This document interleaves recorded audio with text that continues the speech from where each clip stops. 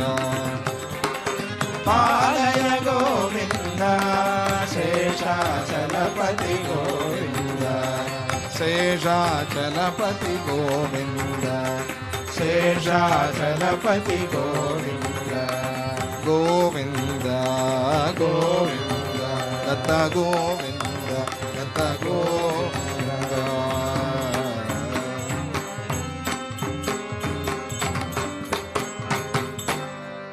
సప్తగిరివాస గోవింద గోవింద. అలా గోవింద నామ సంకీర్తన నిరంతరంగా చేస్తూ ఉండండి. అది భక్తి మార్గంలో చాలా ముఖ్యమైంది. దాంతో మనస్సు శుద్ధమవుతుంది. మనస్సులో ఉండేటువంటి మలాన్నంతా తీసే శక్తి భగవంతుడికి భగవన్నామానికి ఉన్నది. సులభం, చాలా తేలిక. దీనికి ఖర్చు లేదు, సమయం లేదు అని చెప్పే అవకాశం లేదు. దీనికి జాతి మత కుల లింగ వివక్ష లేదు. అందరూ చేయవచ్చు, అందరూ చేయాల్సింది. దీనిలో మొత్తానికి మనం తప్పించుకోవడానికి ఆస్కారం లేదు. భగవన్నామము ఈ కారణంతో మేము చేయలేకపోయాము అని మనము చెప్పలేం. అటువంటి సులభమైన ఉపాయాన్ని భగవంతుడే మనకి స్వయంగా ఇచ్చాడు. కనుక నిరంతరము భగవన్నామ స్మరణ అలా చేస్తూ చేస్తూ చేస్తూ ఉంటే ఆయనే సర్వత్రా మనకి దర్శనమిస్తాడు. ఆ నామ ప్రభావం అటువంటిది. మంత్రజపము, నామస్మరణ, రూపధ్యానము, సగుణ బ్రహ్మ, దానితో మనము ఆ నిర్గుణ బ్రహ్మని తెలుసుకోగలుగుతాం. భక్తియుక్త ముక్తియోగ్య, అది చివరిలో మనకి చెప్పింది. ఎవరు భక్తితో ఉంటారో వారు ముక్తికి యోగ్యులవుతారు. అది రాసి పెట్టుకోండి, చాలా ముఖ్యమైనది. భక్తియుక్త ముక్తియోగ్యో భవతి అని రాసి పెట్టుకోండి. కాబట్టి ఆ భక్తిని ఎప్పటికప్పుడు అభివృద్ధి చేసుకుంటూ ఉండాలి. ఎలా ఉంది మన భక్తి చూసుకుంటూ ఉండాలి. భక్తి ఎలా పెరుగుతుంది? రకరకాల విధానాలు దానికి. అందులో ముఖ్యమైనది భగవన్నామస్మరణ. నామస్మరణ చేస్తూ ఉంటే ఆయనే చూసుకుంటాడు. స్మరణ అది. భగవన్నామాన్ని ఏదో ఆయన ప్రీతి కోసము, ఆయన భజన కోసమని కాదు, అది స్మరణ. ఎవరిని? మన తత్వాన్ని మనమే స్మరించుకుంటూ ఉన్నాము అంటే మంచి విద్యార్థి అని అర్థం. ఎవరు బాగా చదువుతూ ఉంటాడో, చదివింది ఎవరు గుర్తు చేసుకుంటూ ఉంటాడో అటువంటి విద్యార్థి అంటే గురువుకి ఇష్టమైనట్టుగా. ఎవరు భగవన్నామ స్మరణ చేస్తూ ఉంటాడో అటువంటి వాడు తనను తానే స్మరించుకుంటూ ఉన్నాడు కాబట్టి భగవంతుడికి దగ్గర అవుతాడు. అంతే తప్ప భగవంతుడికి ఏమీ దాని నుంచి వచ్చేది పోయేది లేదు. బా నా నామం ఇంత చేశారు అని ఆయన వైకుంఠంలో రాసుకుంటాడు బోర్డులో? లేదు కదా. ఆయనకేమొస్తుంది? ఏమీ రాదు. నువ్వు చేసినా చేయకపోయినా ఆయన ఇలాగే ఉంటాడు. సృష్టి ఉన్నా లేకపోయినా, ప్రళయమైనా కూడా ఉండేది ఆయన ఒక్కడే. కాబట్టి ఆయనకి నీ నుంచి రావాల్సింది, నీ నుంచి కావాల్సింది ఏమీ లేదు. నీకు కావాలి, అది నీకు ఉపయోగం. కనుక ఆధ్యాత్మికంగా ఎదగాలి అని ఉంటే గనక భగవన్నామస్మరణ నిరంతరంగా చేస్తూ ఉండండి అనే మాట ఆ ద్వితీయాంశంలో మనకి చాలా స్పష్టంగా చెప్పినట్టు అయింది. ఇక తరువాత 3వ అంశంలోకి ప్రవేశిస్తారు. మొత్తం 6 అంశాలు ఈ విష్ణు పురాణంలో. అందులో 3వ అంశంలోకి ప్రవేశిస్తే ప్రారంభంలో మన్వంతర వర్ణన అని చెప్పబోతూ ఉన్నారు. అంటే ఇప్పటి వరకు చాలా విశేషంగా స్వయంభువ మనువు ఇత్యాది విషయాలు చెప్పారు. అక్కడ ఒక్కొక్క మన్వంతరంలో దేవతలు మారిపోతారు, దేవతల పేర్లు కూడా మారిపోతాయి. అంటే ప్రధాన దేవతలు వాళ్ళు బ్రహ్మ విష్ణు మహేశ్వరులు వాళ్లే. మిగతా దేవతలు ఉన్నారే అధికారంలో ఉండేటువంటి దేవతలు, వాళ్ళ పేర్లు మారిపోతాయి. వాళ్ళు కూడా ఇక ఈ మన్వంతరం అయిన తర్వాత వెళ్ళిపోతారు. దేవతలు పరమాత్మలో కలిసిపోతారు. మీరు ఈ బాధ్యత వహించండి అని భగవంతుడు పరమాత్మ వాళ్ళని, ఆ దేవతల్ని అక్కడక్కడ పెట్టాడు. మీరు ఈ బాధ్యత, ఇంద్రుడితో సహా అందరినీ అక్కడక్కడ పెట్టాడు. అలా వాళ్ళందరూ వస్తారు. వాళ్ళు వచ్చినప్పుడు సప్త ఋషులు కూడా వస్తారు. మనువులు కూడా వస్తారు. వీళ్ళందరూ మారిపోతారు. మన్వంతరాల్లో వీళ్ళంతా మారిపోతారు. అలా మొత్తం 14 మన్వంతరాలు. అది 14 మన్వంతరాలు గడిచిపోతే బ్రహ్మగారికి ఒక పూట. 14 మన్వంతరాలు ఎంత సమయము బ్రహ్మగారికి ఒక పూట గడిచింది అని అంటాడు ఆయన. అప్పుడు మళ్ళీ ఒక రాత్రి అవుతుంది. ఆ రాత్రి అవ్వగానే మళ్ళీ కొత్త సృష్టి ప్రారంభం అవుతుంది. ఇలా మన్వంతరంలో మధ్య మధ్య కూడా ప్రళయం వస్తూ ఉంటుంది. ఇదంతా కూడా పురాణ విషయం. ఇక మొట్టమొదటి మనువు స్వయంభువు. ఆయన స్వయంభూ.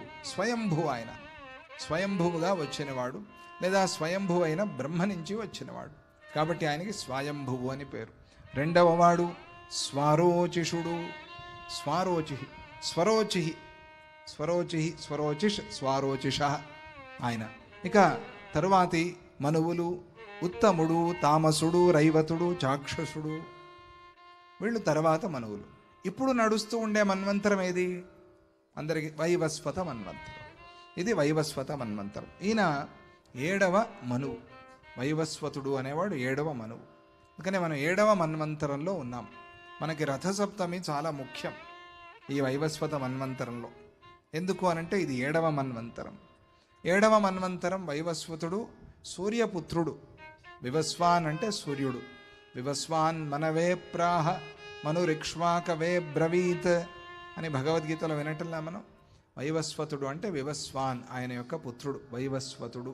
కనుక ఇక్కడ ఈ మన్వంతరంలో కానీ ఏ మన్వంతరంలో కానీ ఎవరు ప్రతిరోజు సూర్య ఆరాధన, సూర్య ఉపాసన చేస్తారో వారికి సకల శ్రేయస్సులు కలుగుతాయి. జై బలో శ్రీ సూర్యనారాయణ స్వామికి జై. కనుక ఇక్కడ ఈ మన్వంతరంలో సూర్య ఆరాధన చాలా ప్రధానము అని చెప్పారు. తక్కిన మన్వంతరాలు మనకి ఉన్నాయి, కానీ ఇక్కడ ఈ మన్వంతరంలో వైవస్వత మన్వంతరంలో సూర్య ఆరాధన, సూర్య ఉపాసన చాలా ముఖ్యమైనది. స్వారోచిష మన్వంతరంలో ఉండేటువంటి అధికారులు, దేవతలు, ఋషులు, ఆ మను కుమారుల గురించి ప్రస్తావన, దాన్ని నీకు చెప్తాను అని చెప్పి ప్రారంభించి ఆ 6గురి కథ అంతా చెప్పారు. 6 మనువుల కథ, పేర్లు అవన్నీ, గడిచిపోయిన మన్వంతరాలు. అక్కడ అధికారులు ఎవరు, దేవతలు ఎవరు, ఋషులు ఎవరు. ఋషులు కూడా మారిపోతూ ఉంటారు.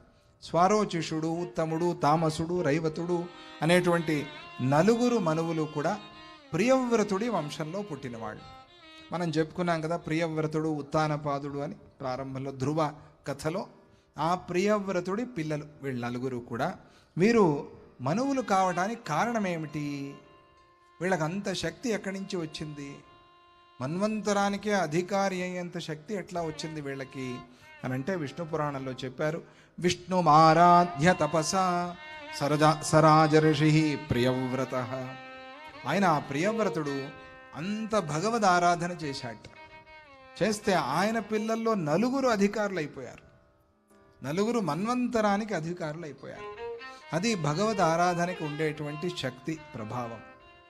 ఇప్పుడు ఈ జన్మలో నువ్వు చేసిన భగవద్ ఆరాధన, నువ్వు కోరుకున్నది ఈ జన్మలో రాకపోయినా కూడా అది నిన్ను జన్మలు కూడా విడిచిపెట్టకుండా కాపాడుతూ ఉంటుంది భగవద్ ఆరాధన. ఎందుకంటే దానికి అటువంటి బలం ఉంది, శక్తి ఉంది. ఈ జన్మలో నీకు ఆ ఫలం కనిపించకపోవచ్చు. ఇంత చేసినా, ఇంత ప్రార్థన చేసినా నాకు ఫలం రాలేదే అని నువ్వు కంప్లైంట్ చేయవచ్చు. కొందరు కంప్లైంట్ చేసి ఆరాధన మానేసేయచ్చు. ఎందుకే, ప్రయోజనం లేదు. వాళ్ళకి ఎంత విచిత్రం అంటే, వాళ్ళు పూజ మానేశాక పనులు అవ్వటం మొదలు పెడతాయి. ఇంకా అయిపోయింది, మాయలో పడిపోతారు. పూజ మానేసిన రోజే ఏదో పని అవుతుంది వాళ్ళకి. ఇన్ని రోజులు కాంది, ఇప్పుడు అయిందంటే మనకి పూజ అచ్చి రాలేదు అని అనుకుంటాం. అయిపోయింది, అది మాయ అట్లా చేస్తుంది. వీడికి పుణ్యం పెరిగిపోకుండా మాయ. ఏదో ఒక పని అయింది, మళ్ళీ ఇంక కావు. ఏం చేశాడు వీడు? అది మానేశాడు, ఇది రాకుండా పోయింది. పూజ మానేశాడు, మధ్యలో విఘ్నం వచ్చేసింది, ఫలం ఏదో ఒకటి చిన్నది వచ్చింది. కాబట్టి అనుకున్నాడు, మోహంలో పడి, మాయలో పడి, ఓహో పూజలు మానేస్తే పని అయిపోతుంది కదా అని మానేశాడు. ఇప్పుడు పూజలు మరిచిపోయాడు. ఆ భగవదారాధన లేదు, భగవత్ చింతన లేదు, ఇప్పుడు పనులు కూడా కావటం లేదు. అటు వెళ్ళటానికి ఏదో మొహమాటం. చాలా రోజులు అయిందండి ఆశ్రమానికి వెళ్ళి, ఇప్పుడు వెళ్తే బాగుంటుందా, చేరుస్తారా, టికెట్ దొరుకుతుందా అని చాలామంది ప్రశ్న వేస్తారే, ఆ ప్రకారంగా అటు వెళ్ళలేక ఇటు రాలేక మధ్యలో ఏం చేస్తుంది ఆ మాయ? లాగేస్తుంది. కాబట్టి ఎప్పుడు ఫలము అనేది మనస్సులో పెట్టుకోకుండా భగవదారాధన కర్తవ్యము అనే దృష్టితో చాలా స్పష్టంగా చెప్పాడు కదా భగవద్గీతలో. దేవద్విజ గురు ప్రాజ్ఞ పూజనం శౌచమార్జవం బ్రహ్మచర్యం అహింసాచ శారీరం తప ఉచ్యతే. కర్తవ్యమేవ, ఇది మాత్రం చేయవలసిందే, దీన్ని ఎప్పటికీ మానటానికి వీల్లేదు. పావనాని మనీషిణ, ఇవన్నీ కూడా మనల్ని పవిత్రుల్ని చేస్తాయి, కాబట్టి దీన్ని ఎప్పటికీ మానకూడదు అని స్పష్టంగా చెప్పాడు. అలా శ్రీ మహావిష్ణువుని ఆయన ప్రసన్నం చేసుకుని నా వంశంలోని వాళ్ళు మన్వంతరాలకు అధికారులు కావాలి అని కోరాట. ఎవరు? ప్రియవ్రతుడు. దాంతో వాళ్ళంతా అధికారులు అయ్యారు. ఆయన ఆశీర్వాదం అనుగ్రహం అట్లా ఉంటుంది. తరువాత 7వదైనటువంటి వైవస్వత మన్వంతరంలో ఉండే 7వ మనువు పేరు శ్రాద్ధదేవుడు. ఆయన పేరు శ్రాద్ధదేవుడు. వైవస్వతుడు అని అంటున్నాం కదా, ఆయన మనువు శ్రాద్ధదేవుడు. అందుకనే ఈ మన్వంతరంలో శ్రాద్ధము అనేది చాలా ముఖ్యం. అది ఒక పేరు. శ్రాద్ధం అంటే ఏమిటి? పితృకర్మ. ఎవరికైతే ఆ పితృదేవతల రూపంలో ఉన్నారు తల్లి తండ్రి, వారు తప్పనిసరిగా శ్రాద్ధకర్మ చేయాలి. నెలకొకసారి అమావాస్య రోజు వాళ్ళని గుర్తు చేసుకుని తర్పణం విడిచిపెట్టాలి. దాంతోనే వాళ్ళు ఆనందిస్తారు. నెలకొక భోజనమేట వాళ్ళకి. చెప్పుకున్నాం కదా పూర్వం మనం, నెలకొక భోజనంతో సంతోషపడతారు. అలా ఆ మాత్రం గుర్తు చేసుకోలేరా? తమిళనాడు వాళ్ళు చాలా శ్రద్ధగా చేస్తారు. అమావాస్య వచ్చింది అంటే తర్పణం ఎక్కడున్నా సరే చూడండి మీరు, తర్పణం చేస్తూ ఉంటారు. అంత శ్రద్ధ వాళ్ళకి. ఎవరైతే పితృకర్మ అంత శ్రద్ధగా చేస్తారో వారి వంశము ఎప్పుడూ అభివృద్ధిలో ఉంటుంది. అది పితృదేవతల యొక్క ఆశీర్వచనం. ఆ వివస్వంతుడి పుత్రుడు ఆయన వైవస్వతుడు, కాబట్టి ఆయనకి ఆ పేరు వచ్చింది. ఆయన గొప్ప తేజస్సు కలిగిన వాడు, బహుముఖ ప్రజ్ఞాశాలి. ఎవరు? ఆ వైవస్వతుడు. ఈ మన్వంతరంలో ఉండేటువంటి దేవతలు ఆదిత్యులు, వసువులు, రుద్రులు. అది ఈ ముగ్గురి పేర్లు ఆదిత్య, వసు, రుద్ర. వీళ్ళు ముగ్గురు కలిపితేనే 33 మంది వచ్చేది. 33 మంది దేవతలు అంటారు కదా, ఈ ముగ్గురిని కలిపితే 33 సంఖ్య వస్తుంది. ఆదిత్యులు, రుద్రులు, వసువులు, అశ్విని దేవతలు. ఇక్కడ ఇంద్రుడి పేరు, ఇంద్రుడు మారిపోతూ ఉంటాడు. ఇంద్రుడు ఎవరు ఇక్కడ ఈ మన్వంతరంలో? ఇవన్నీ తెలుసుకోవాలి మనం. ఈ ఇంద్రుడి పేరేంటి? పురంధరుడు. ఆయన పేరు పురంధరుడు. ఈ మన్వంతరంలో ఉన్న ఇంద్రుడి పేరు ఏంటండి? పురంధరః. అది ఆయన పురంధరుడు. ఇక ఈ మన్వంతరంలో సప్తఋషులు మన్వంతరంలో మారిపోతారు కదా. ఈ మన్వంతరంలో ఉండే సప్తఋషులు ఎవరు? వసిష్ఠః. చెప్పండి. వసిష్ఠః, వసిష్ఠః, కాశ్యపః, కాశ్యపః, అత్రిః, అత్రిః, జమదగ్నిః, జమదగ్నిః, గౌతమః, గౌతమః, విశ్వామిత్రః, విశ్వామిత్రః, భరద్వాజః.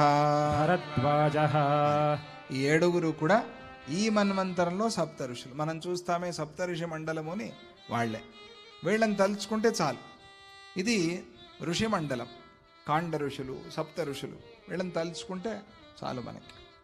ఈ సప్త ఋషుల్ని తలుచుకోవటం వల్ల మనము విద్య నేర్చుకుంటున్నాం కదా. ఈ విద్య అంతా ఎవరి నుంచి వచ్చింది? ఋషుల నుంచి వచ్చింది. వాళ్ళు బ్రహ్మయజ్ఞముతో సంతోషపడతారు.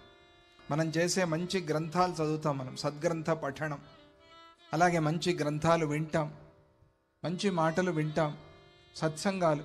వీటితో సంతోషపడేది ఎవరు అంటే సప్తఋషులు. ఆ సప్తఋషులు మనల్ని నిరంతరంగా ఆశీర్వదిస్తూ ఉంటారు. వాళ్ళని ప్రార్థన చేసుకోవాలి. వారిలో అత్రి మహర్షి, వశిష్ఠుడు, కశ్యపౌత్రిర్భరద్వాజో, విశ్వామిత్రోథ గౌతమః, జమదగ్నిర్వశిష్ఠశ్చ, సప్తైతే తాపసా స్మృతాః. వీళ్ళు 7 కూడా సప్త ఋషులు. ఇక ఈ మన్వంతరంలో ఈ వైవస్వత మనువుకి ఇక్ష్వాకువు, నృగుడు, ధృష్టుడు, శర్యాతి, నరిష్యంతుడు, నాభాగుడు, అరిష్టుడు, కరుషుడు, వృషధ్రుడు అని 9 మంది పుత్రులున్నారు. వాళ్ళలో ఇక్ష్వాకువు ఇక్ష్వాకు అంటే ఎవరండి? ఇక్ష్వాకు వంశ ప్రభవో రామో నామ జనైశ్రుత. జై బలో శ్రీ సీతారామచంద్ర ప్రభుకి జై. ఆ వంశంలో వాడు ఆయన.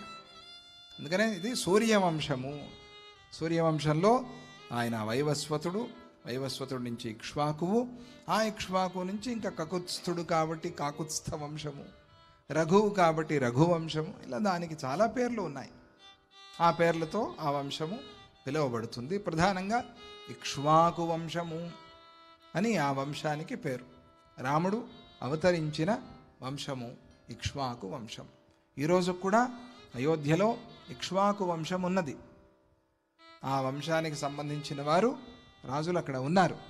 అంటే పూర్వము రాజుల్లాగా లేరు వాళ్ళు ఇప్పుడు, అని ఉన్నారు. ఆ వంశానికి సంబంధించిన వాళ్ళు ఇప్పటికీ ఉన్నారు. అటువంటి ఆ వంశం అది. ఓ మైత్రేయ, విష్ణు శక్తిరనౌపమ్య. ఈ విష్ణు శక్తి అనేది దేనితోనూ పోల్చలేనటువంటిది. దాన్ని మనం ఇంత అంత అని చెప్పలేము. సత్వోద్రిక్త స్థితౌ స్థిత. అది మనల్నందరినీ కాపాడటానికి సత్వోద్రిక్త, సత్వగుణంతో వెలిగిపోతోంది. రక్షణ ఎట్లా అవుతోంది? ఈ భూమి ఇట్లా నిలిచింది, ఆ గ్రహాలు అట్లా నిలిచాయి, ఒకదానికొకటి ఢీ కొట్టకుండా ఉన్నాయి. ఎట్లా? ఇది విష్ణువు యొక్క స్థితి, విష్ణువు యొక్క సత్వగుణము. ఆయన అట్లా కాపాడుతూ ఉన్నాడు. ఒకసారి ఆలోచించండి, ఎంత విచిత్రం ఇది. దానికి ఏమైనా పేర్లు పెట్టండి మీరు, గ్రావిటీ అనండి, ఇంకోటి. అవన్నీ కావాలంటే ఆ శక్తి కావాలి కదా. అలా పడిపోతే మన కథ ఏమిటి? మనం ఎట్లా బతకగలం? కాబట్టి అది దానికి పోలిక లేదు అని. మన్వంతరేష్వశేషేషు దేవత్వేనాధితిష్ఠతి. ఈ మన్వంతరాల్లో దేవతా రూపంలో విష్ణు శక్తి ఉంటుంది. కాబట్టి నిరంతరము ఆ దేవతని ఆరాధన చేసినప్పుడల్లా మనం భగవంతుడు శ్రీ మహావిష్ణువుని ఆరాధన చేస్తున్నాము. ఏ దేవతని నువ్వు పూజించినా కూడా ఆ శ్రీ మహావిష్ణువు అక్కడ ఉన్నాడు ఆ శక్తిలో అనే భావనతో నువ్వు ఆరాధన చేసుకో.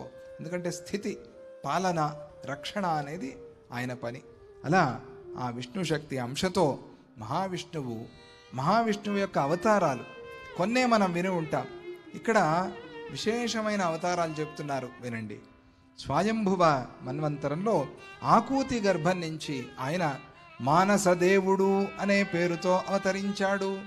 జై బలో మానసదేవ స్వామికి జై. అందుకే మానసదత్త అని పేరు ఇచ్చింది దత్తాజీ వారు. ఆయన మానసుడు అని ఆయనకి పేరు. అప్పుడు తరువాత ఆయనే స్వరోచిష మన్వంతరంలో తుషిత గర్భం నుంచి, ఆమె పేరు తుషిత గర్భం నుంచి తుషితులు అనేటువంటి దేవతలతో పాటుగా అజితుడు అనే పేరుతో అవతరించాడు. జైబలో అజితమూర్తికి జై. ఆయన అజితుడు. అప్పుడు ఆయనకి 2వ మన్వంతరంలో అజితుడు అని పేరు. ఇక తరువాత ఆ తుషితుడే ఉత్తమ మన్వంతరంలో సత్యాదేవి గర్భం నుంచి సత్యులు అనేటువంటి దేవతలతో కలిసి సత్యుడు అనే పేరుతో అవతరించాడు. ఆయనే సత్యనారాయణ స్వామి. జై బలో సత్యనారాయణ స్వామికి జై. అది అక్కడ వచ్చింది. 3వ మన్వంతరంలో ఆయన సత్యదేవుడు అనే పేరుతో అవతరించాడు. మానసదేవుడు, అజితదేవుడు, సత్యదేవుడు. ఆయనే ఆ సత్యదేవుడే సత్యనారాయణ స్వామి. అందుకనే అన్నవరంలో ఆయన్ని సత్యదేవ అని కూడా పిలిచేది. అలా ఆయన అవతరించాడు. ఇక తరువాత తామస మన్వంతరంలో హర్యాదేవి గర్భం నుంచి ఆ సత్యుడే హరి అనేటువంటి పేరు కలిగిన దేవతలతో కలిసి హరి అనే పేరుతో అవతరించాడు. జై బలో హరినారాయణ స్వామికి జై. ఆయనకప్పుడు హరి అని పేరు. హరి హరి హరి హరి అంటూ ఉండాలి. హరి అంటే హరి అను 2 అక్షరములు హరియించును పాతకంబులు. హరి అనే ఆ 2 అక్షరాలు మన పాపాలన్నీ కూడా పరిహారం చేస్తుంది. తరువాత రైవత మన్వంతరంలో సంభూతి అనే ఆమె గర్భం నుంచి రైవతలు అనేటువంటి ఆ దేవతలతో కలిసి మానసుడు అనే పేరుతో మళ్ళీ ఆయన జన్మించాడు. అది విశేషం. అటువంటి ఆ స్వామి ఇక చాక్షుష మన్వంతరంలో వికుంఠ అనే ఆమె గర్భం నుంచి వైకుంఠులు అనే దేవతలతో కలిసి వైకుంఠమూర్తిగా ఆయన జన్మించాడు. జై బలో వైకుంఠ నారాయణ స్వామికి జై. అప్పుడు ఆయనకి వైకుంఠ అనే పేరు వచ్చింది. తరువాత 7వదైన వైవస్వత మన్వంతరం వచ్చింది. అప్పుడు ఆ శ్రీ మహావిష్ణువు అదితి కశ్యపులకు వామనమూర్తిగా అవతరించాడు. జై బలో వామన నారాయణ స్వామికి జై. జై బలో త్రివిక్రమ నారాయణ స్వామికి జై. అది ఆయా మన్వంతరాల్లో స్వామి యొక్క అవతార విశేషాలు, అలాగే ఆ నామాలు అవన్నీ కూడా మనం గుర్తు చేసుకున్నాం. ఇలా ఆ స్వామి యొక్క అవతారాన్ని, ఆయన మనల్ని కాపాడే ఒక విధానాన్ని విశేషంగా ఇక్కడ తెలిపి, ఇలా ఈ లోకంలో ఎప్పుడెప్పుడు ఇబ్బందులు వచ్చాయో రాక్షసుల వల్ల, అసురుల వల్ల, అప్పుడంతా కూడా ఆయన అవతరించి దేవతల్ని రక్షిస్తూ, మనల్నందరినీ కూడా రక్షిస్తూ, మనకు అది కూడా సరిపోవటం లేదు అని గురువుగా అవతరించి మనతోనే ఉంటూ మనల్ని కాపాడుతూ ఉన్నాడు. ఆయనే ఆ హరినారాయణ స్వామి అని ఆయన్ని మనం తలుచుకుంటూ ఇక కన్నడంలోకి ప్రవేశిద్దాం. విష్ణు పురాణ శ్రవణం భవభయహరణం కరణం. విష్ణు పురాణ శ్రవణం భవభయహరణం కరణం. శ్రీహరిపాదాశ్రయణం శ్రీహరిపాదాశ్రయణం. సచ్చిదానందోదయనం సచ్చిదానందోదయనం.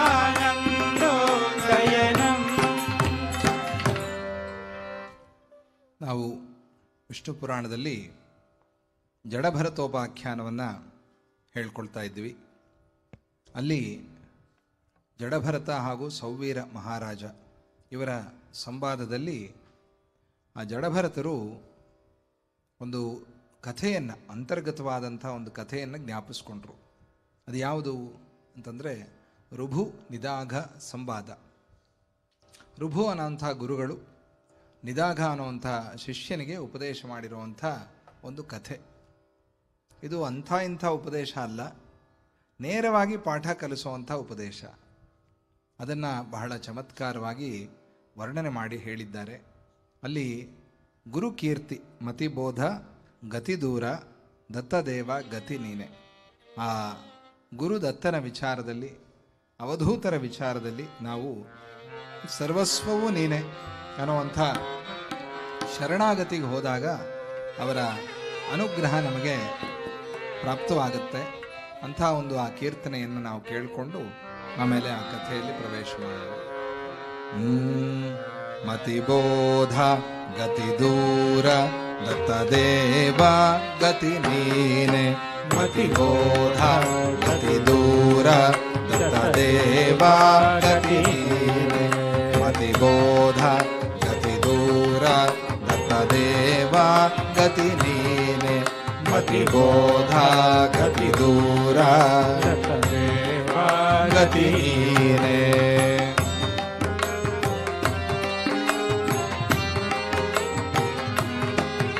ನನ್ನೊಳಗೆ ನೀನಯ್ಯ ನಿನ್ನೊಳಗೆ ಜಗವೆಲ್ಲ.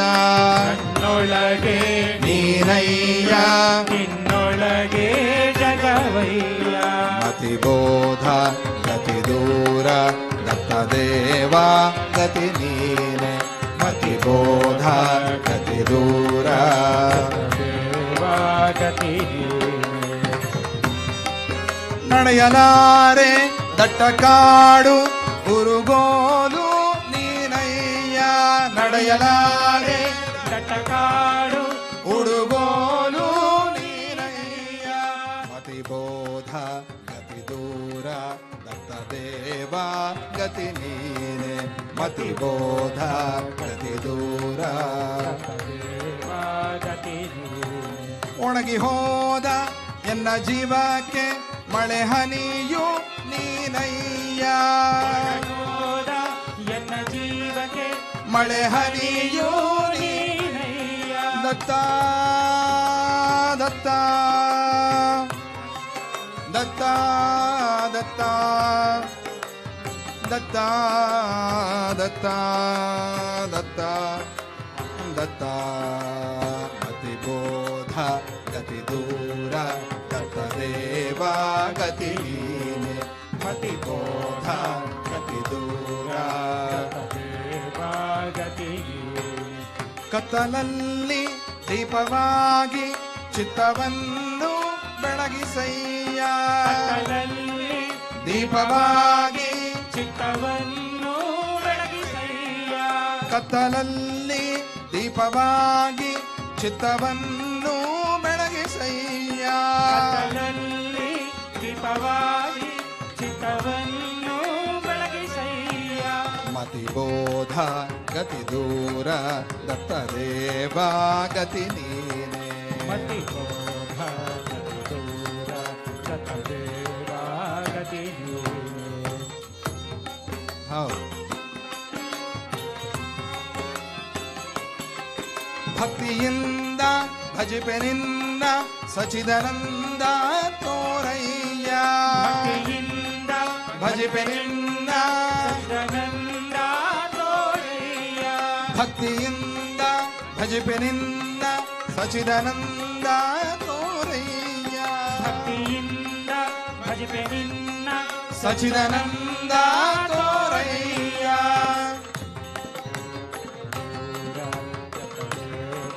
ಗತಿ ಗತಿ ಬೋಧ ಗತಿ ದೂರ ದತ್ತ ದೇವ ಗತಿ ನೀನೆ ಮತಿ ಬೋಧ ಗತಿ ದೂರ ದತ್ತ ದೇವ ಗತಿ ನೀನೆ ಮತಿ ಬೋಧ ಗತಿ ದೂರ ದತ್ತ ದೇವ ಗತಿ ನೀನೆ ಮತಿ ಬೋಧ ಗತಿ ದೂರ ದತ್ತ ದೇವ ಗತಿ ನೀನೆ ಮತಿ ಬೋಧ ಗತಿ ದೂರ ದತ್ತ ದೇವ ಗತಿ ನೀನೆ ಮತಿ ಬೋಧ ಗತಿ ದೂರ ದತ್ತ ದೇವ ಗತಿ ನೀನೆ ಮತಿ ಬೋಧ ಗತಿ ದೂರ ದತ್ತ ದೇವ ಗತಿ ನೀನೆ ಮತಿ ಬೋಧ ಗತಿ ದೂರ ದತ್ತ ದೇವ ಗತಿ ನೀನೆ ಮತಿ ಬೋಧ ಗತಿ ದೂರ ದತ್ತ ದೇವ ಗತಿ ನೀನೆ ಮತಿ ಬೋಧ ಗತಿ ದೂರ ದತ್ತ ದೇವ ಗತಿ ನೀನೆ ಮತಿ ಬೋಧ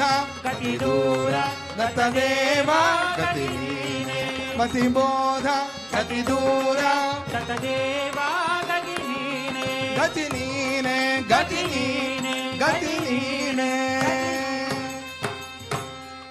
जय बोलो दत्तावधूत महाराज की ಜಯ. ಮತಿ ಬೋಧ ಗತಿ ದೂರ ದತ್ತ ದೇವ ಗತಿ ನೀನೆ. ಒಂದಾನೊಂದು ಸಂದರ್ಭದಲ್ಲಿ ಪೂಜ್ಯ ದತ್ತಾಜಿಯವರು ಈ ಭಜನೆ ಪೂರ್ತಿ ಒಂದು ಸತ್ಸಂಗದಲ್ಲಿ ಸುಮಾರು ಒಂದು ಅರ್ಧ ಗಂಟೆ ಆವತ್ತು ನಮಗೆ ಪ್ರಾರ್ಥನಾ ಮಂದಿರದಲ್ಲಿ ಕೇಳಿ ಅನುಗ್ರಹಿಸಿದ್ದಾರೆ. ಅಂತಹ ಒಂದು ಭಜನೆ ಮತಿ ಬೋಧ ನೀನೇ ಬುದ್ಧಿಗೆ ಜ್ಞಾನಸ್ವರೂಪ ಗತಿ ದೂರ ದತ್ತದೇವ ಗತಿ ನೀನೆ. ಗತಿ ದೂರ ಏನಿದು ಗತಿ ದೂರ ಅಂತಂದರೆ ಬರೋದು ಹೋಗೋದು ಇಲ್ಲ ಅಂತ. ಗತಿ ಅಂದರೆ ಗಮಾಗಮ, ಬರೋದು ಹೋಗೋದು ದತ್ತನಿಗಿಲ್ಲ, ಅವನು ಯಾವತ್ತೂ ಇದ್ದಾನೆ ಶಾಶ್ವತ. ಅಂಥ ಓ ದತ್ತದೇವ ಗತಿ ನೀನೆ, ನಮಗೆ ಬೇರೆ ಗತಿ ಇಲ್ಲ, ನಮಗೆಲ್ಲ ನೀನೇ ದಿಕ್ಕು, ನೀನೇ ಗತಿ. ಇನ್ನು ನನ್ನೊಳಗೆ ನೀನಯ್ಯ, ನಿನ್ನೊಳಗೆ ಜಗವೆಲ್ಲ.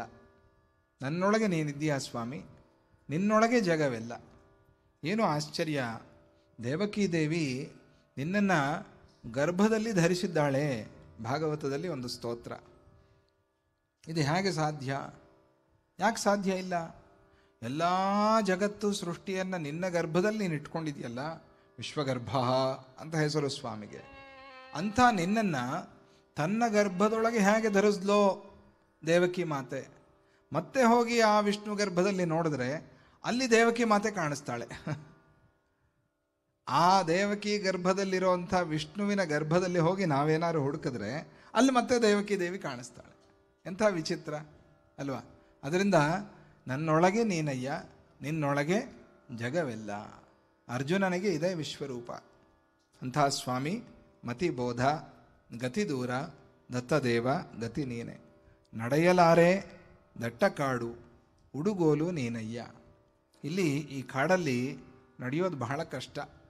ನಾವು ಭೂಟಾನ್ಗೆ ಹೋದಾಗ, ಮಾನಸ್ ಸರೋವರಕ್ಕೆ ಹೋದಾಗ ಕೈಗೊಂದು ಕೋಲ್ ಕೊಡ್ತಾರೆ.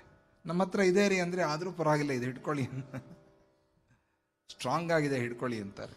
ಯಾಕೆ ಅಂತಂದರೆ ಅದೊಂದು ನಮಗೆ ಆಧಾರ, ನಾವು ಬೀಳದೇ ಇರೋ ಹಾಗೆ ಒಂದು ಆಧಾರ, ಕರಾವಲಂಬ. ಆ ಕರಾವಲಂಬವನ್ನು ನಮಗೆ ತೋರಿಸು, ನೀನೇ ನಮ್ಮನ್ನು ನಡೆಸು. ನಡೆಯಲಾರೆ ದಟ್ಟಕಾಡು, ಇದು ದಟ್ಟಕಾಡು. ಇಲ್ಲಿ ನಡೆದು ಯಾವತ್ತೋ ಒಂದು ದಿನ ಸುಸ್ತಾಗಿ ಆಗುತ್ತೆ ಎಲ್ಲರಿಗೂ ಕೂಡ. ತುಂಬ ಪಾರ್ಟಿ ಮಾಡೋರಿಗೂ ಸುಸ್ತಾಗುತ್ತೆ. ಅಲ್ಲಿ ಸುಖ ಅಂತ ಅಂದ್ಕೊಂಡ್ರೆ ಅಲ್ಲಿ ಸುಸ್ತಾಗಿ ಬಿದ್ದೋಗ್ಬಿಡ್ತಾರೆ ಅಲ್ವಾ? ಯಾರಿಗೆ ಸುಸ್ತಾಗೇ ಆಗುತ್ತೆ, ಎಂಥವ್ರಿಗಾದ್ರು ಯಾವತ್ತೂ ಸುಖಾನೇ ಅನ್ನೋರಿಗೂ ಸುಸ್ತಾಗುತ್ತೆ ಅಲ್ವಾ? ಆ ಥರದ ಜೀವ. ಆದ್ದರಿಂದ ನಡೆಯಲಾರೆ ದಟ್ಟಕಾಡು, ಉಡುಗೋಲು ನೀನಯ್ಯ, ಮತಿಬೋಧ ಗತಿ ದೂರ, ಒಣಗಿ ಹೋದ ಎನ್ನ ಜೀವಕ್ಕೆ ಮಳೆ ಹನಿಯೂ ನೀನಯ್ಯ. ಆಹಾ, ಒಣಗಿ ಹೋಗಿದೆ ಈ ಜೀವ, ಇಂಥ ಈ ಜೀವಕ್ಕೆ ಮಳೆ ಹನಿ ನೀನು. ಒಂದು ಮಳೆ ಹನಿ ಬಿದ್ದರೆ ಅಲ್ಲಿಂದಲೇ ಮತ್ತೆ ಆ ಒಳಗಿರುವಂಥ ಬಿತ್ತ ಹೊಡೆಯುತ್ತೆ, ಅಲ್ಲಿಂದಲೇ ಅಂಕುರ ಬರುತ್ತೆ. ವಿಚಿತ್ರ ವಿಶೇಷ. ಅದಲ್ಲಿವರೆಗೂ ನಾವು ಅನ್ಕೋತೀವಿ, ನೋಡ್ತೀವಿ, ಏನಿದು ಹೀಗೆ ಬಿದ್ದಿದೆ. ಅಲ್ಲಿ ಆ ನೀರು ಬೀಳೋದಕ್ಕೂ ಅಲ್ಲಿಂದ ಅಂಕುರ ಬರೋದಕ್ಕೂ ನೋಡಿ ನಾವು ಆಶ್ಚರ್ಯ ಪಡ್ತೀವಿ. ಹಾಗೆ ನಿನ್ನ ಒಂದು ಕರುಣೆ ಅನ್ನುವಂಥ ಹನಿ ಈ ಮನಸ್ಸಿನ ಮೇಲೆ, ಈ ಜೀವನ ಮೇಲೆ ಬಿದ್ದರೆ ಮತ್ತೆ ಇದು ಚಿಗುರಿಸುತ್ತೆ. ಹಾಗೆ ನಮ್ಮನ್ನು ಅನುಗ್ರಹದಿಂದ ನೋಡು. ಕತ್ತಲಲ್ಲಿ ದೀಪವಾಗಿ ಚಿತ್ತವನ್ನು ಬೆಳಗಿಸಯ್ಯ. ಅದ್ಭುತವಾದಂಥ ಸಾಹಿತ್ಯ. ಕತ್ತಲಲ್ಲಿ ದೀಪ. ಅವನು ಆ ಭಗವಂತನು ಗುರು ಏಕ ದೀಪ ಹೇ ದಿವ್ಯಧಾಮ ದಿಕ್ಕಾಯ, ದೀಪವಾಗಿದ್ದಾನೆ. ಗುರು ದೀಪವಾಗಿದ್ದಾನೆ. ಎಲ್ಲಿ? ಈ ಜೀವನದಲ್ಲಿ ನಾವು ಕತ್ತಲಲ್ಲಿ ನಡೀತಾ ಇದ್ದೀವಿ, ಎಲ್ಲಿ ಬೀಳ್ತೀವೋ ಗೊತ್ತಿಲ್ಲ. ಇಂಥ ಈ ಸಂಸಾರದಲ್ಲಿ ನೀನು ಈ ಕತ್ತಲಲ್ಲಿ ದೀಪವಾಗಿ ನನ್ನನ್ನು ನಡೆಸು, ಚಿತ್ತವನ್ನು ಬೆಳಗಿಸು. ಚಿತ್ತವನ್ನು ಬೆಳಗಿಸು. ಕತ್ತಲಲ್ಲಿ ದೀಪವಾಗಿ ಚಿತ್ತವನ್ನು ಬೆಳಗಿಸು. ಅಂದರೆ ಕತ್ತಲು ಯಾರಿಗೆ? ಕಣ್ಣಿಗಲ್ಲ, ಮನಸ್ಸಿಗೆ. ಕತ್ತಲು ಮನಸ್ಸಿಗೆ. ಯಾಕೆ? ಕಣ್ಣು ಇಲ್ಲದೇ ಇರೋರು ಕೂಡ ನಡೀತಾ ಇದ್ದಾರೆ, ಅವರು ವ್ಯವಹಾರ ಮಾಡ್ತಾ ಇದ್ದಾರೆ. ಅವ್ರಿಗಿನ್ನೂ ಜ್ಞಾಪಕ ಶಕ್ತಿ ಜಾಸ್ತಿ, ನಮಗಿಂತ ಹೆಚ್ಚಿಗೆ ಇರುತ್ತೆ ಜ್ಞಾಪಕ ಶಕ್ತಿ. ನಾವು ನೂಜುವೀಡ್ನಲ್ಲಿ ಒಬ್ಬರು ಈ ಬ್ಲೈಂಡ್ ಸ್ಕೂಲ್ ಚಿಲ್ಡ್ರನ್ ಬಂದರು, ಒಂದು 10 ಜನ ಬಂದು ಅವರು ಒಂದಷ್ಟು ಭಜನೆ ಹಾಡುಗಳು ಹಾಡ್ತೀವಿ ಅಂತಂದರು. ಸಂತೋಷ, ಹಾಡಿದ್ರು ಚೆನ್ನಾಗಿ. ಒಂದು 10 ಹಾಡು ಹಾಡಿದ್ರು. ಸ್ನೇಹ ರೈಟ್ಸ್ ಅಂಥೇಳಿ ಅಲ್ಲಿಂದ ಅವರು ಬಂದರು. ಮಕ್ಕಳು ಬಂದಾಗ ಹಾಡಿದ್ರು. ಎಲ್ಲ ಬೇರೆ ಸಿನಿಮಾ ಭಕ್ತಿ ಹಾಡುಗಳೆಲ್ಲ ಹಾಡಿದ್ರು. ಇನ್ನು ಬೇರೆ ಬೇರೆ ಎಲ್ಲ ಹಾಡಿದ್ರು. ಅನ್ನಮಾಚಾರ್ಯರದು ಇದು ಕೂಡ ಹಾಡಿದ್ರು. ಆಗ ಅವರಿಗೆ ಈ ಭಜನೆಗಳ ಪುಸ್ತಕ ಕೊಟ್ಬಿಟ್ಟು ಅವ್ರ ಗುರುಗಳಿಗೆ, ನೀವು ಮಕ್ಕಳು ಈ ದತ್ತಾಜಿಯವರ ಭಜನೆಗಳು ಕೂಡ ಕಲಿತು ಬಂದು ಹಾಡಿದ್ರೆ ಚೆನ್ನಾಗಿರುತ್ತೆ. ಆಯಿತು, ಹಾಡ್ತೀವಿ ಅಂತಂದರು. ನಾವು ಚಾತುರ್ಮಾಸ್ಯ ಮುಗಿಸ್ಕೊಂಡು ಹೋಗಿ ಮತ್ತೆ ಜನವರಿಯಲ್ಲಿ ಬರ್ತೀವಿ, ಸಂಕ್ರಾಂತಿ ಸಮಯದಲ್ಲಿ, ಅಷ್ಟೊತ್ತಿಗೆ ನೀವು ರೆಡಿಯಾಗಿರಬೇಕು ಅಂತಂದೆ. ಆಯಿತು ಅಂತಂದರು ಆ ಮಕ್ಕಳು 10 ಜನ. ಆಯಿತು, ನಾವು ಬರ್ತೀವಿ, ಅಭ್ಯಾಸ ಮಾಡಿ ಬರ್ತೀವಿ ಅಂತ. ನೀವು ನಂಬೋದಿಲ್ಲ, ಅವರು ಒಂದು ವಾರದಲ್ಲಿ ಮತ್ತೆ ಎಲ್ಲ ಬಂದು ನಾವು 15 ಭಜನೆ ಅಭ್ಯಾಸ ಮಾಡಿದ್ದೀವಿ, ಹಾಡ್ತೀವಿ ಅಂತಂದರು. ಎಲ್ಲರೂ ಶಾಕ್ ಆಗಿಬಿಟ್ರು, ಕಲ್ಯಾಣಿಯವರೆಲ್ಲ. ಏನು ಹಾಡಿಸಿಯಪ್ಪ, ತಕ್ಷಣ ಇವತ್ತೇ ಹಾಡಿಸಿ. ಯಾವುದೋ ಬೇರೆ ಕಾರ್ಯಕ್ರಮ ಇತ್ತು, ಆದರೂ ಪರವಾಗಿಲ್ಲ, ಅವ್ರು ಬಂದಿದ್ದಾರೆ, ಏನು ಉತ್ಸಾಹ, ಅವ್ರಿಗೆ ಕಣ್ಣು ಕಾಣೋದಿಲ್ಲ ಅಂಥ ಮಕ್ಕಳು ತಯಾರಾಗಿ ಬಂದುಬಿಟ್ಟಿದ್ದಾರೆ. ಆ ಕ್ಯಾಸೆಟ್ಗಳೆಲ್ಲ ಇಟ್ಕೊಂಡು ಅದನ್ನೆಲ್ಲ ಅಭ್ಯಾಸ ಮಾಡಿ ಅದೇ ರಾಗದಲ್ಲಿ ಚೆನ್ನಾಗಿ. ಅವರಲ್ಲೇ ಒಬ್ಬ ಹಾರ್ಮೋನಿಯಮ್ಮು, ಒಬ್ಬರು ತಬಲಾ, ಅವ್ರು ಬಂದಿದ್ದರು. 10 ಜನ ಒಂದು ವಾರದಲ್ಲಿ ರೆಡಿಯಾಗಿ ಬಂದ್ಬಿಟ್ರು. ಆಯ್ತು ಹಾಡಿಯಪ್ಪ ಅಂತಂದರೆ ನಿಜವಾಗ್ಲೂ ನೀವು ನಂಬೋದಿಲ್ಲ, ಕಣ್ಣಿರೋರು ಅಷ್ಟು ಚೆನ್ನಾಗಿ ಹಾಡಕ್ಕೆ ಬರಲ್ಲ, ಅಷ್ಟು ಚೆನ್ನಾಗಿ ಹಾಡಿದ್ರು ಅವ್ರು. ಆಶ್ಚರ್ಯ ಆಗೋಯ್ತು. ಪೂರ್ತಿ ಕಂಠಸ್ಥ, ಇನ್ನು ನೋಡಿ ಹಾಡೋದಿಲ್ವಲ್ಲ, ಭಜನೆಗಳು ಕಂಠಸ್ಥ, ನೋಡೋಕ್ಕೆ ಆಗಲ್ಲ. ಪೂರ್ತಿ ಬ್ಲೈಂಡ್. ಆಗಿನ್ನೂ ಇದು ಬ್ರೈಲಿ ಲಿಪಿ ಪುಸ್ತಕನೂ ಬಂದಿಲ್ಲ ಅವ್ರಿಗೆ, ಅದು ಕೊಡೋಣ ಅಂತಂದರೆ ಅದೂ ಬಂದಿಲ್ಲ ಅವಾಗಿನ್ನೂ. ಹಾಗೇ ಅವರು ಕಂಠಸ್ಥ ಮಾಡಿ ಎಲ್ಲ ಅದೇ ಟ್ಯೂನ್ನಲ್ಲಿ ಅದೇ ರಾಗದಲ್ಲಿ ಅಭ್ಯಾಸ ಮಾಡಿ ಬಂದು ಹಾಡಿದ್ರು. ಇವಾಗ ಹೇಳಿ, ಯಾರಿಗೆ ಕಣ್ಣಿದೆ, ಯಾರಿಗೆ ಕಣ್ಣಿಲ್ಲ?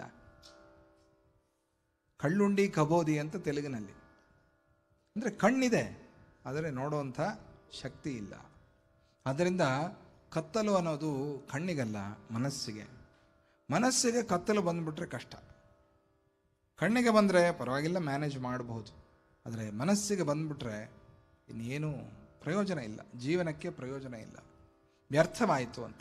ಅದರಿಂದ ಈ ಚಿತ್ತದ ಈ ಕತ್ತಲೆಯನ್ನು ಹೋಗಿಸಿ ಚಿತ್ತವನ್ನು ಬೆಳಗಿಸಯ್ಯ. ಚಿತ್ತಕ್ಕೆ ಕತ್ತಲು ಅಂದರೆ ಅಹಂಕಾರ ಅಂತ. ಚಿತ್ತದ ಕತ್ತಲು ಅಹಂಕಾರ. ಅಹಂಕಾರ ಬೀಳಿಸಿಬಿಡುತ್ತೆ. ಅಹಂಕಾರ ಸರ್ವನಾಶನಕ್ಕೆ ಕಾರಣ. ಆದ್ದರಿಂದ ಚಿತ್ತವನ್ನು ಬೆಳಗಿಸಯ್ಯ. ಭಕ್ತಿಯಿಂದ ಭಜಿಪೆ ನಿನ್ನ ಸಚಿದಾನಂದ ತೋರಯ್ಯ. ಅದು ನಾವೀಗ ತಾನೇ ಹೇಳ್ಕೊಂಡು ಭಕ್ತಿಯುಕ್ತ ಮುಕ್ತಿಯೋಗ್ಯ. ಅದೇ ತಾನೇ ಜಡಭರತೋಪಾಖ್ಯಾನದಲ್ಲಿ ಕೊನೆಯ ಮಾತು. ನೋಡಪ್ಪ, ನೀನು ಭಕ್ತಿಯುಕ್ತನಾಗಿರು, ಭಕ್ತಿಯಿಂದ ಇರು. ಇದ್ರೆ ಏನಾಗುತ್ತೆ, ನಿನಗೆ ಮುಕ್ತಿಗೆ ಯೋಗ್ಯ ಬರುತ್ತೆ, ಮುಕ್ತಿಗೆ ಯೋಗ್ಯನಾಗ್ತೀಯ ನೀನು. ಆಗ ಇನ್ನು ಅದು ಪ್ರಾರಂಭ. ಹಾಗೆ ಅಂಥೇಳಿ ಪ್ರಾರಂಭದಲ್ಲಿ ಆಯ್ತರಿ ಇನ್ನು ಫಸ್ಟ್ ಕ್ಲಾಸ್ ಅಂತ ಹೇಳಿ ಬಿಡೋ ಹಾಗಿಲ್ಲ, ಜ್ಞಾಪಿಸ್ಕೊತಾನೇ ಇರಬೇಕು. ನಿನಗೆ ಪ್ರಾರಂಭದಲ್ಲಿ 1 2 3 4 ಹೇಳ್ಕೊಡ್ತಾರೆ. PhD ಮಾಡಿದ್ರು ಅದೇ ತಾನೇ, 1 2 3 ಅದೇ ತಾನೇ. ಇಲ್ಲ ರೀ ನಾನು PhD ಯಲ್ಲಿದ್ದೀನಿ, ಬೇರೆ ಥರ ಹೇಳ್ತೀನಿ ಅಂತ ಹೇಳೋಕ್ಕಾಗಲ್ವಲ್ಲ. 1 ಬದಲು ಗಿಂದು ಅನ್ನೋಕ್ಕಾಗಲ್ವಲ್ಲ, 2 ಬರೋ ಗಿರುಡು ಅನ್ನೋಕ್ಕಾಗಲ್ವಲ್ಲ. 1 2 3 ಅಲ್ಲೂ ಹೋದರು. ಹಾಗೇ ಭಕ್ತಿ ಅನ್ನೋದು ಪ್ರಾರಂಭದಲ್ಲೂ ಇರುತ್ತೆ, PhD ಯಲ್ಲೂ ಇರುತ್ತೆ. ಎಲ್ಲಿ ಹೋದರೂ ಕೂಡ ಬೇಕೇ ಬೇಕಾದ, ಅದನ್ನು ಬಿಡಕ್ಕೆ ಸಾಧ್ಯ ಇಲ್ಲ. ಅದರಿಂದ ಭಕ್ತಿಯಿಂದ ಇರು, ಮುಕ್ತಿಗೆ ಯೋಗ್ಯನಾಗ್ತೀಯೇ ಅನ್ನುವಂಥ ಮಾತನ್ನು ಅಲ್ಲಿ ಹೇಳಿದ್ದಾರೆ. ಆದ್ದರಿಂದ ಭಕ್ತಿಯಿಂದ ಭಜಿಪೆ ನಿನ್ನ ಸಚಿದಾನಂದ ತೋರಯ್ಯ. ನಿನ್ನನ್ನು ನಾನು ಭಕ್ತಿಯಾಗಿ ಭಜನೆ ಮಾಡ್ತಾ ಇದ್ದೀನಿ, ನನಗೆ ಆ ಸಚ್ಚಿದಾನಂದವನ್ನು ತೋರಿಸು, ಆ ಸಚ್ಚಿದಾನಂದ ತತ್ವವನ್ನು ನನಗೆ ಅರ್ಥ ಮಾಡಿಸು. ಪರಮಾತ್ಮನು ಸ್ವತಚಿತ್ ಆನಂದ ಸ್ವರೂಪನಾಗಿದ್ದಾನೆ. ಸತ್ಯಂ ಜ್ಞಾನಮನಂತಂ ಬ್ರಹ್ಮ, ಇದು ನನಗೆ ತಿಳಿಯೋ ಹಾಗೆ ನೀನು ಅನುಗ್ರಹಿಸು ಅಂಥೇಳಿ ಮತಿಬೋಧ ಗತಿ ದೂರ ದತ್ತದೇವ ಗತಿ ನೀನೆ. ಮತಿಬೋಧ ಗತಿ ದೂರ ದತ್ತದೇವ ಗತಿ ನೀನೆ. ಮತಿಬೋಧ ಗತಿ ದೂರ ದತ್ತದೇವ ಗತಿ ನೀನೆ. ಮತಿಬೋಧ ಗತಿ ದೂರ ದತ್ತದೇವ ಗತಿ ನೀನೆ. ದತ್ತದೇವ ಗತಿ ನೀನೆ. ದತ್ತದೇವ ಗತಿ ನೀನೆ. ಜಯ ಬಲೋ ದತ್ತಾತ್ರೇಯ ಗುರುಮೂರ್ತಿ ಕಿ ಜಯ. ಇನ್ನು ಕೃಷ್ಣ ಶತಕ. ಕೃಷ್ಣ ಶತಕದಲ್ಲಿ ಇವತ್ತು ಆದಿವರಾಹ ಮೂರ್ತಿ, ಸ್ವಾಮಿಯ ಆದಿವರಾಹ ಮೂರ್ತಿ ಹಾಗೂ ನರಸಿಂಹ ಮೂರ್ತಿ ಇವೆರಡನ್ನ ಕೂಡ ವರ್ಣನೆ ಮಾಡಿ ಹೇಳ್ತಾ ಇದ್ದಾರೆ. ಆದಿವರಾಹನು ಹರಿನೀನಾದಿತಿಜ ಹಿರಣ್ಯನನ್ನು ಹತ ಮಾಡಿದವನ್. ಮೋದದಲ್ಲಿ ಸುರರು ಹೊಗಳಲು ಮೇದಿನಿಯನು ಹಿಡಿದು ಎತ್ತಿ ಮೆರೆದವ ಕೃಷ್ಣ. ಮೆರೆದವ ಕೃಷ್ಣ. ಮೇದಿನಿಯನು ಹಿಡಿದು ಎತ್ತಿ ಮೆರೆದವ ಕೃಷ್ಣ. ಹೇಳಿ. ಆದಿವರಾಹನು ಆದಿವರಾಹನು ಹರಿ ನೀನು. ಹರಿ ನೀನು. ಆದಿತಿಜ ಆದಿತಿಜ ಹಿರಣ್ಯನನ್ನು ಹಿರಣ್ಯನನ್ನು ಹತ ಮಾಡಿದವನ್. ಹತ ಮಾಡಿದವನ್. ಮೋದದಲ್ಲಿ ಮೋದದಲ್ಲಿ ಸುರರು ಹೊಗಳಲು ಸುರರು ಹೊಗಳಲು ಮೇದಿನಿಯನ್ನು ಮೇದಿನಿಯನ್ನು ಹಿಡಿದು ಎತ್ತಿ ಹಿಡಿದು ಎತ್ತಿ ಮೆರೆದವ ಕೃಷ್ಣ. ಮೆರೆದವ ಕೃಷ್ಣ. ಸುಲಭವಾಗಿ ಅರ್ಥವಾಗ್ತಾ ಇದೆ. ಆದಿವರಾಹ ಸ್ವಾಮಿ ನೀನೇನು ಮಾಡಿದೆ? ದಿತಿಜ, ಆ ದ್ವಿತೀಯ ಗರ್ಭದಲ್ಲಿ ಹುಟ್ಟಿರುವಂಥ ಹಿರಣ್ಯಾಕ್ಷ, ಹಿರಣ್ಯಕಶಿಪು ಅವರಲ್ಲಿ ಹಿರಣ್ಯಾಕ್ಷ ಅನ್ನುವಂಥವನನ್ನು ಹತ ಮಾಡಿದವನ್. ಮೋದದಲ್ಲಿ ಸುರರು ಹೊಗಳಲು. ಬಹಳ ಸಂತೋಷ ಆಯಿತು ದೇವತೆಗಳಿಗೆ. ಅವರೆಲ್ಲ ನಿನ್ನನ್ನು ಸ್ತೋತ್ರ ಮಾಡಿದ್ರು. ಆಗ ಮೇದಿನಿಯನು ಹಿಡಿದು ಎತ್ತಿ ಭೂಮಿಯನ್ನು ಉದ್ಧಾರ ಮಾಡಿದ ಸ್ವಾಮಿ. ಹಿಡಿದು ಎತ್ತಿ ಮೆರೆದವ ಕೃಷ್ಣ. ಆ ಆದಿವರಾಹ ರೂಪವೂ ನೀನೇ ಓ ಕೃಷ್ಣ ಪರಮಾತ್ಮ. ಜೈ ಬಲೋ ಆದಿವರಾಹ ಕೃಷ್ಣಮೂರ್ತಿ ಕಿ ಜೈ.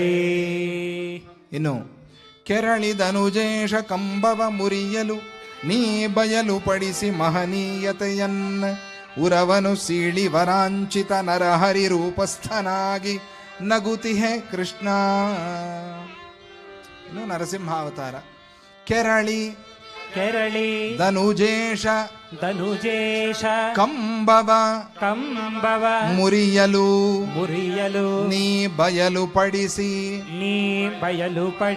ಮಹನೀಯತೆಯನ್ನ ಉರವನು ಸೀಳಿ ವರಾಂಚಿತ ನರಹರಿ ರೂಪಸ್ಥನಾಗಿ ನಗುತಿಹೆ ಕೃಷ್ಣ. ಇಲ್ಲಿ ನರಸಿಂಹಸ್ವಾಮಿಯ ಅವತಾರ. ಕೆರಳಿ ಧನುಜೇಶ ಕಂಬವ. ಬಹಳ ಕೋಪ ಬಂತು. ಪ್ರಹ್ಲಾದನ ಮಾತುಗಳು ಕೇಳಿ ಕೇಳಿ ಕೇಳಿ ಕೋಪ ಬಂತು. ನಾವು ಪ್ರಹ್ಲಾದ ಕಥೆಯನ್ನು ಹೇಳ್ಕೊಂಡ್ವಲ್ಲ ವಿಷ್ಣು ಪುರಾಣದಲ್ಲಿ. ಕೇಳಿ ಕೋಪ ಬಂದು ಕೆರಳಿ. ಆಗ ಆ ಧನುಜೇಶ ಯಾರು, ಆ ಹಿರಣ್ಯಕಶಿಪು, ಅವನು ಕಂಬವ ಮುರಿಯಲು, ಕಂಬ ಅಲ್ಲಿರೋಂಥ ಕಂಬ ಮುರಿದಾಕ್ಬಿಟ್ಟ. ಆಗ ನೀ ಬಯಲು ಪಡಿಸಿ, ನೀ ಬಯಲಾಗಲಿಲ್ಲ, ನೀ ಏನು ಬಯಲ್ಪಡಿಸ್ದೆ? ನಿನ್ನ ಮಹನೀಯತೆಯನ್ನು ನೀನು ಬಯಲ್ಪಡಿಸ್ದೆ. ಮಹನೀಯತೆ ಅಂದರೆ ಏನು? ಸರ್ವವ್ಯಾಪಿ ಆಗಿದ್ದಾನೆ ಭಗವಂತನು. ಅಣೋರಣೀಯಾನ್ ಮಹತೋ ಮಹೀಯಾನ್, ಅದೇ ಮಹನೀಯತೆ. ಅಂಥ ನಿನ್ನ ಮಹನೀಯತೆಯನ್ನು ನೀನು ಬಯಲ್ಪಡಿಸಿ ಓ ಭಗವಂತ. ಉರವನು ಸೀಳಿ, ಅವನ ಆ ಹಿರಣ್ಯಕಶಿಪು ಅವನ ಉರವನು ಸೀಳಿ ವರಾಂಚಿತ ನರಹರಿ ರೂಪಸ್ಥನಾಗಿ.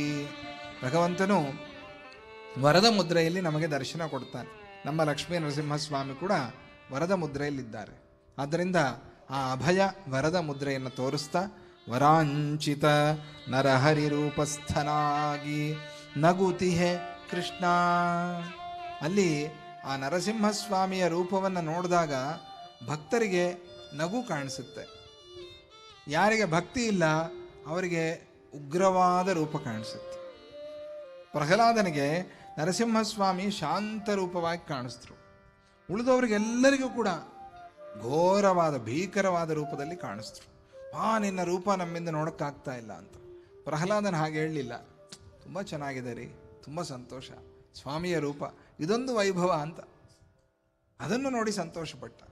ಹಾಗೆ ನಗುತಿಹೆ ಕೃಷ್ಣ ವರಾಂಚಿತ ನರಹರಿ ರೂಪಸ್ಥನಾಗಿ ನಗುತಿಹೆ ಕೃಷ್ಣ. ಕೃಷ್ಣ ಇದು ಕೃಷ್ಣ ಸರ್ವಸ್ವ, ಕೃಷ್ಣ ಪಾರಮ್ಯ. ಇದು ಕೃಷ್ಣನೇ ಎಲ್ಲ ರೂಪದಲ್ಲೂ ಇದ್ದಾನೆ. ಯಾಕಂದ್ರೆ ಕೃಷ್ಣ ಶತಕ ಅಲ್ವಾ, ಹಾಗಾಗಿ ಕೃಷ್ಣ ಅದು ಪೂರ್ಣಾವತಾರ. ಕೃಷ್ಣನ ಪೂರ್ಣಾವತಾರ. ಎಲ್ಲ ಅವತಾರಗಳನ್ನು ನಾವು ಕೃಷ್ಣನಲ್ಲಿ ನೋಡಬಹುದಾಗಿದೆ. ಅದಕ್ಕೆ ದಶಾವತಾರ ವಿಗ್ರಹ ನೀವು ನೋಡಿದ್ದೀರಲ್ಲ, ಗುಂಟೂರು ಹತ್ರ ನಂಬೂರಲ್ಲಿ ಪ್ರತಿಷ್ಠೆ ಮಾಡಿದ್ದಾರೆ ದತ್ತಾಜಿಯವರು. ಅಲ್ಲಿ ದಶಾವತಾರ ಮೂರ್ತಿಯನ್ನು ನೋಡಿದಾಗ ಕೃಷ್ಣನ ಒಂದು ರೂಪ ನಮಗೆ ಎಲ್ಲಿ ಗೊತ್ತಾಗುತ್ತೆ ಹೇಳಿ? ಎಲ್ಲಿ ಗೊತ್ತಾಗುತ್ತೆ? ದಶಾವತಾರ ರೂಪದಲ್ಲಿ ಕೆಳಗಡೆ ಮತ್ಸ್ಯ, ಕೂರ್ಮ, ವರಾಹ ಮುಖ ಇದೆ, ವರಾಹ ಸ್ವಾಮಿ ಇದ್ದಾರೆ. ಇನ್ನು ನರಸಿಂಹ ಮುಖನೂ ಕಾಣುತ್ತೆ ಅಲ್ಲಿ. ಇನ್ನು ವಾಮನ ಛತ್ರವನ್ನು ಹಿಡ್ಕೊಂಡಿದ್ದಾರೆ. ವಾಮನ ರಾಮ ಅಂದರೆ ಪರಶು ಕೂಡ ಕೈಯಲ್ಲಿ ಆಯುಧವಾಗಿದೆ. ರಾಮ ಮತ್ತು ಶ್ರೀರಾಮನ ಒಂದು ಧನುಸ್ಸು ಬಾಣ ಎರಡೂ ಕೂಡ ಸ್ವಾಮಿಯ ಕೈಯಲ್ಲಿದೆ. ಇನ್ನು ಬಲರಾಮ ನೇಗಿಲು ಕೂಡ ಅವರ ಕೈಯಲ್ಲಿದೆ. ಅಲ್ಲಿವರೆಗೆ ಆಯಿತು. ಕೃಷ್ಣ ಎಲ್ಲಿ ಕಾಣಿಸ್ತಾರೆ ಹೇಳಿ? ಎಲ್ಲಿ ಕಾಣಿಸ್ತಾರೆ ಹೇಳ್ಬೇಕು ನೀವೆಲ್ಲ. ದಶಾವತಾರದಲ್ಲಿ ಕೃಷ್ಣ ಎಲ್ಲಿ ಕಾಣಿಸ್ತಾರೆ? ಕೃಷ್ಣ ಮುಖ ಮೇಲಿರುವಂಥ ಪಿಂಚ ಮೇಲಿಟ್ಟಿದ್ದಾರೆ ನೋಡಿ ದಶಾವತಾರದಲ್ಲಿ. ಆ ಪಿಂಚದಿಂದ ನಮಗೆ ಏನು ಜ್ಞಾಪಿಸ್ತಾರೆ? ಕೃಷ್ಣಾವತಾರವನ್ನು, ಅಂದರೆ ಶಿರಸ್ಥಾನದಲ್ಲಿರುವಂಥ ಕೃಷ್ಣಾವತಾರ. ಅದಕ್ಕೆ ಪೂರ್ಣಾವತಾರ. ಜೈ ಬೋಲೋ ಶ್ರೀಕೃಷ್ಣ ಪರಮಾತ್ಮ ಕೀ ಜೈ. ಜಗದ್ಗುರು ಅಲ್ವಾ ಅವರು? ಕೃಷ್ಣಂ ವಂದೇ ಜಗದ್ಗುರು. ಭಗವದ್ಗೀತೆ ಗುರುಗಳನ್ನ ಯಾವತ್ತು ಮೇಲೆ, ಅವರೆಲ್ಲಿ ಯಾರು ಕೆಳಗೂ ಇರಬಾರ್ದು, ಎಲ್ಲ ಮೇಲೆ ಇರಬೇಕು ಗುರುಗಳಂದ್ರೆ. ಹಾಗೆ ಅವರು ಆ ಪಿಂಚದಲ್ಲಿದ್ದಾರೆ. ಆ ಪಿಂಚದಲ್ಲಿ ನಾವು ಆ ದಶಾವತಾರದಲ್ಲಿ ಕೃಷ್ಣನನ್ನು ನೋಡೋದು. ಇಲ್ಲಿದ್ದಾರೆ. ಎಲ್ಲಿ ಅಂತ ಸುಮಾರು ಜನ ಹುಡುಕಿ ಕೇಳಿದ್ರು. ನೋಡಿ ನೀವೇ ಕಾಣಿಸುತ್ತೆ, ಗೊತ್ತಾಗುತ್ತೆ ನಿಮಗೆ, ಸರಿಯಾಗಿ ನೋಡಿ. ಇಲ್ಲ ಗೊತ್ತಾಗ್ತದೆ. ಮುಖನ ಇಲ್ಲ ಇಲ್ಲ, ಸ್ವಲ್ಪ ಮೇಲೆ ಹೋಗಿ. ಕಿರೀಟದ ಮೇಲೆ ಹೋಗಿ, ಕಿರೀಟದ ಮೇಲೆ ಪಿಂಚ, ಆ ಪಿಂಚವೇ ಕೃಷ್ಣನ ಸಂಕೇತ, ಕೃಷ್ಣಾವತಾರ. ಹಾಗೆ ದಶಾವತಾರ ಕೂಡ ಅಲ್ಲಿ ಸ್ವಾಮಿಯಲ್ಲಿ ನಮಗೆ ಕಾಣಿಸುತ್ತೆ. ಅಂಥ ಆ ಕೃಷ್ಣ ಶತಕದಲ್ಲಿ ಇದು ವರಾಹ ರೂಪವನ್ನು ಹಾಗೂ ನರಸಿಂಹ ರೂಪವನ್ನು ಹೇಳುವಂಥ ಪದ್ಯ. ಅದನ್ನು ನಾವು ಹೇಳ್ಕೊಂಡ್ವಿ. ಕೃಷ್ಣಂ ವಿಷ್ಣುಂ ಶ್ರೀಧರಂ ಮಾಧವಂ ಮಧುಸೂದನಂ, ಕೃಷ್ಣಂ ವಿಷ್ಣುಂ ಶ್ರೀಧರಂ ಮಾಧವಂ ಮಧುಸೂದನಂ, ಕೃಷ್ಣಂ ವಿಷ್ಣುಂ ಶ್ರೀಧರಂ ಮಾಧವಂ ಮಧುಸೂದನಂ, కృష్ణం విష్ణుం శ్రీధరం హరి మాధవం మధుసూదనం, గోవిందం గోవిందం గోవిందం శ్రీరామం, గోవిందం గోవిందం గోవిందం శ్రీరామం, రామం రామం రఘుపతే రామం రామం రఘుపతే, రామం రామం రఘుపతే రామం రామం రఘుపతే, రామం రామం రఘుపతే హరి రామం రామం రఘుపతే, కృష్ణం విష్ణుం శ్రీధరం మాధవం మధుసూదనం, కృష్ణం విష్ణుం శ్రీధరం మాధవం మధుసూదనం, కృష్ణం విష్ణుం శ్రీధరం మాధవం మధుసూదనం, కృష్ణం విష్ణుం శ్రీధరం మాధవం మధుసూదనం, గోవిందం గోవిందం గోవిందం శ్రీరామం, గోవిందం గోవిందం గోవిందం శ్రీరామం, రామం రామం రఘుపతే రామం రామం రఘుపతే, రామం రామం రఘుపతే, రామం రామం రఘుపతే, కృష్ణం విష్ణుం శ్రీధరం మాధవం మధుసూదనం, కృష్ణం విష్ణుం శ్రీధరం మాధవం మధుసూదనం, మాధవం మధుసూదనం మాధవం మధుసూదనం, మధుసూదనం మధుసూదనం మధుసూదనం మధుసూదనం మధుసూదనం మధుసూదనం.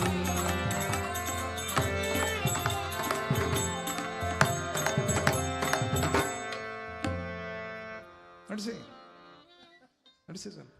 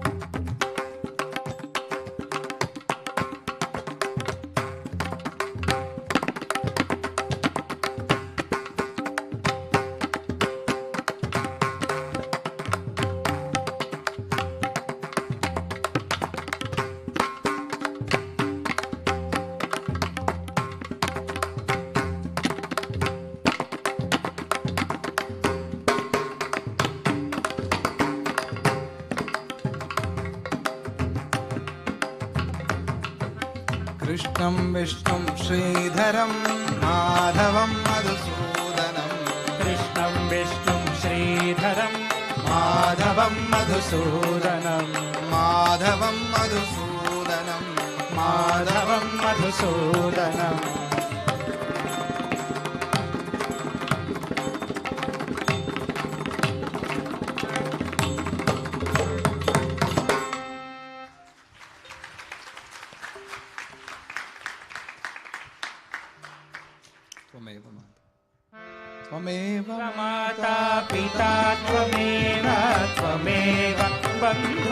सखा त्वमेव त्वमेव वेद्या द्रविणं त्वमेव त्वमेव सर्वं मम देव देव कायेन वाचा मनसेन्द्रियैर्वा बुद्ध्यात्मना वा प्रकृते स्वभावात् करोमि यद्यत् सकलं परस्मै नारायणायेति समर्पयामि अच्युतं केशवं रामनारायणं श्रीधरं माधवं गोपिकावल्लभं हरे राम राम राम हरे हरे हरे कृष्ण कृष्ण कृष्ण हरे हरे राम हरे हरे कृष्ण कृष्ण हरे हरे राम हरे हरे कृष्ण कृष्ण हरे हरे सर्वे च सुखिनः सन्तु